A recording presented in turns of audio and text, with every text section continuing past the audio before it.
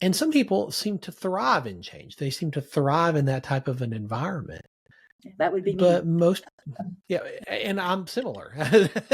I love change, but I will say I love change that's my idea.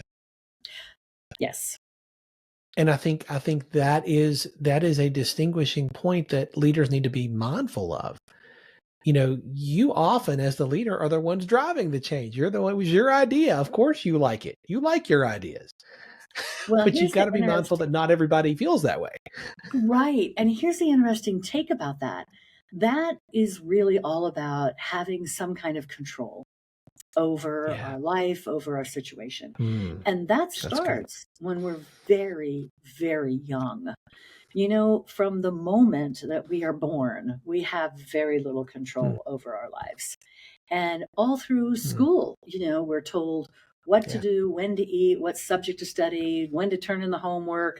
Our parents are telling us all kinds of things. And it is a natural desire for people to feel they have control over their life. That's what stress is. Stress is an emotion that is trying to tell you that you can't manage your life effectively. And so, a lot of people never really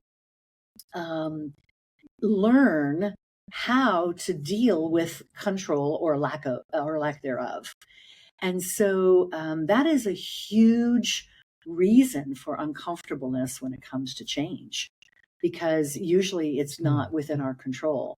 And so I think it was Stephen Covey did the 3 circles of control. Are you familiar with that? It's wonderful. Absolutely. And the way I interpret that, and for the listeners that don't know what that is, he looks at control from 3 perspectives. So the biggest circle is the circle of no control, where you cannot influence anything. You just don't have any control over the situation. The next largest circle is that circle of influence. So I can't really control the situation, but I can give some input and maybe influence what's happening. And then the tiniest circle is the circle of total control. And that is what you can control. The problem with people is that they don't always realize the circle they're in. And that's where we lead to anger and frustration and all of these emotions, because we may want to have control and put ourselves in that circle when we're really in the circle of no control.